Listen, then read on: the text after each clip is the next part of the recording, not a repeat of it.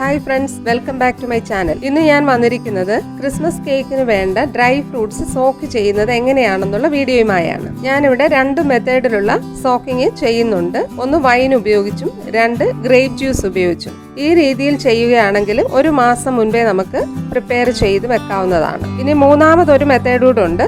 അത് orange ജ്യൂസിൽ cake ഉണ്ടാക്കുന്നതിന്റെ തലേ ദിവസം ഡ്രൈ ഫ്രൂട്ട്സ് സോക്ക് ചെയ്ത് വെക്കുന്നതാണ്. ഇനി നമുക്ക് വീഡിയോയിലേക്ക് പോകാം. നമുക്ക് അവൈലബിൾ ആയിട്ടുള്ള ഏത് ഡ്രൈ ഫ്രൂട്ട്സ് വേണമെങ്കിലും ഇതിന് ഉപയോഗിക്കാവുന്നതാണ്.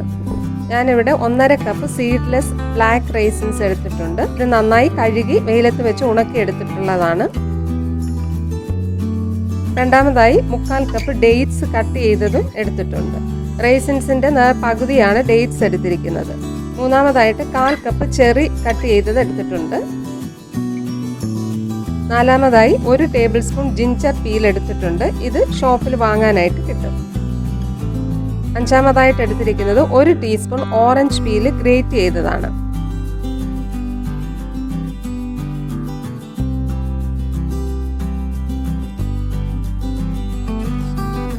ആറാമതായി 1 കഷ്ണം കറുകപ്പട്ട, 3 ഏലക്ക, 3 ഗ്രാമ്പു, ഇത് 3ഉം കൂടെ 1 ടീസ്പൂൺ പഞ്ചസാരയും കൂടി ഇട്ട് മിക്സിയുടെ ജാറിലിട്ട് പൊടിച്ചെടുത്തതാണ്.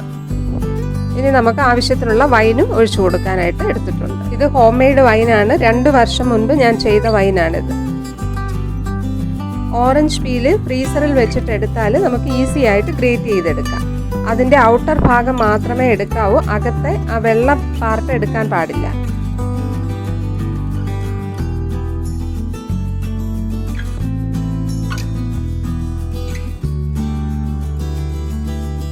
ഒരു കഷ്ണം കറുകപ്പട്ട, 3 ഏലക്ക, 3 ഗ്രാമ്പു, ഇത് 3ഉം കൂടെ 1 ടീസ്പൂൺ പഞ്ചസാരയും കൂടി ഇട്ട് മിക്സിയുടെ ജാറിലിട്ട് പൊടിച്ചെടുത്തതാണ്.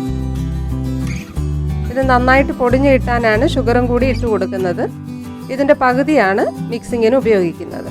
ഇനി നമ്മൾ പ്രത്യേകം ശ്രദ്ധിക്കേണ്ടതായിട്ടുള്ള ഒരു കാര്യം, നല്ല എയർ ടൈറ്റ് ആയിട്ടുള്ള ഒരു ഗ്ലാസ് കണ്ടെയ്നറിൽ വേണം സോക്ക് ചെയ്ത് വെക്കാനായിട്ട്.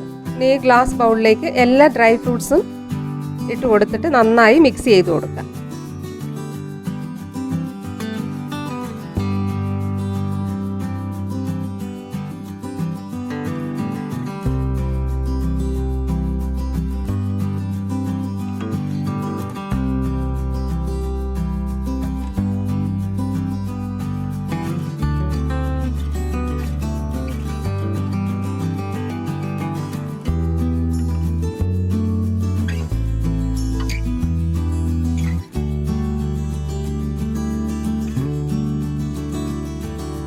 മിക്സ് ചെയ്ത് കൊടുത്തതിന് ശേഷം വൈൻ ഒഴിച്ചു കൊടുക്കാം.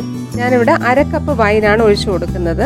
നമ്മൾ എടുക്കുന്ന ഫ്രൂട്ട്സിൻ്റെ അളവിൻ്റെ പകുതിക്ക് തൊട്ട് മുകളിൽ വരെ മാത്രമേ വൈൻ ഒഴിച്ചു കൊടുക്കാവൂ. ഫ്രൂട്ട്സ് കവർ ചെയ്യത്തക്ക രീതിയിൽ വൈൻ ഒഴിച്ചു കൊടുക്കാനായിട്ട് പാടില്ല. ഇനി ഇത് നന്നായിട്ട് അടച്ച് നമുക്ക് സൂക്ഷിക്കാം. ആദ്യത്തെ ഒരാഴ്ച 2 ദിവസം കൂടുമ്പോഴൊന്ന് മിക്സ് ചെയ്ത് കൊടുക്കണം. ഈ രീതിയിൽ ഇത് സൂക്ഷിച്ചാൽ എത്ര നാൾ വേണമെങ്കിലും ഇത് ഒരു കേടും കൂടാതെ നമുക്ക് സൂക്ഷിക്കാനായിട്ട് സാധിക്കും. ഇനി രണ്ടാമത്തെ മെത്തേഡാണ് ചെയ്യുന്നത്. എല്ലാ ഇൻഗ്രീഡിയൻസും സെയിം അളവിലാണ് എടുത്തിരിക്കുന്നത്.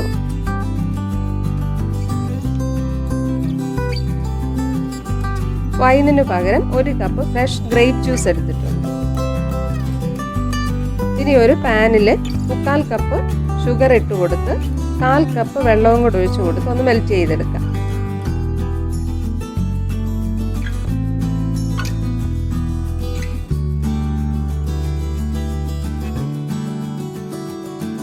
ഇത് നന്നായിട്ടൊന്ന് കുറുകി വരുമ്പോഴേക്കും അതിലേക്ക് ഗ്രേപ്പ് ജ്യൂസ് ഒഴിച്ചു കൊടുക്കാം.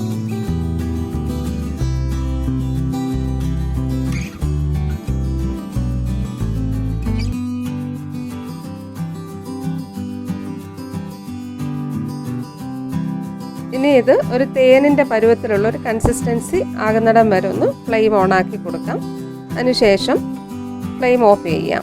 അതിലേക്ക് ഗ്രാമ്പു, കറുകപ്പട്ട, ഏലക്ക പൊടിച്ചത് കൂടി ഇട്ട് കൊടുക്കാം. ഇനി അതൊന്ന് മിക്സ് ചെയ്തതിന് ശേഷം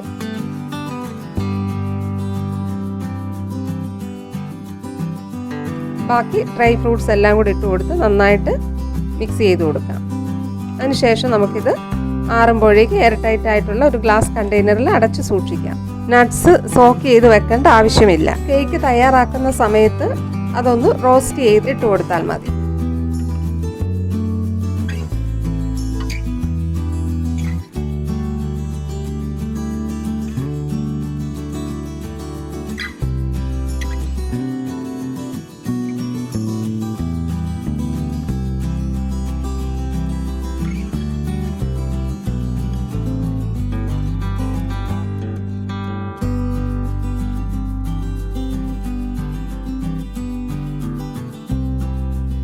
ഇങ്ങനെ ചെയ്യുമ്പോൾ പ്രത്യേകം ശ്രദ്ധിക്കേണ്ട ഒരു കാര്യം, ഇതിൻ്റെ കൺസിസ്റ്റൻസി തേനിൻ്റെ ഒരു കൺസിസ്റ്റൻസിയിൽ കൂടുതൽ തിക്കായാൽ ഈ പാൻ ഒന്നുകൂടെ ചൂടാക്കിയിട്ട് ഒരു 1/4 കപ്പ് വെള്ളം, നല്ലതുപോലെ തിളപ്പിച്ച വെള്ളം ചൂടോടുകൂടെ തന്നെ ഒഴിച്ചു കൊടുത്ത് തിക്ക് കൺസിസ്റ്റൻസി മാറ്റിയെടുക്കാം.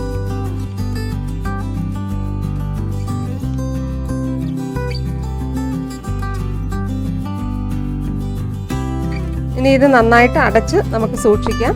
നിങ്ങൾക്ക് ഈ വീഡിയോ ഇഷ്ടമായെങ്കിൽ ഒന്ന് ലൈക്ക് ചെയ്യണം, കമൻറ്റ് ചെയ്യണം, സബ്സ്ക്രൈബ് ചെയ്യണം, തൊട്ടടുത്ത് കാണുന്ന ബെല്ലൈക്കനോട് ഒന്ന് പ്രസ് ചെയ്തേക്കണം. Okay, thank you.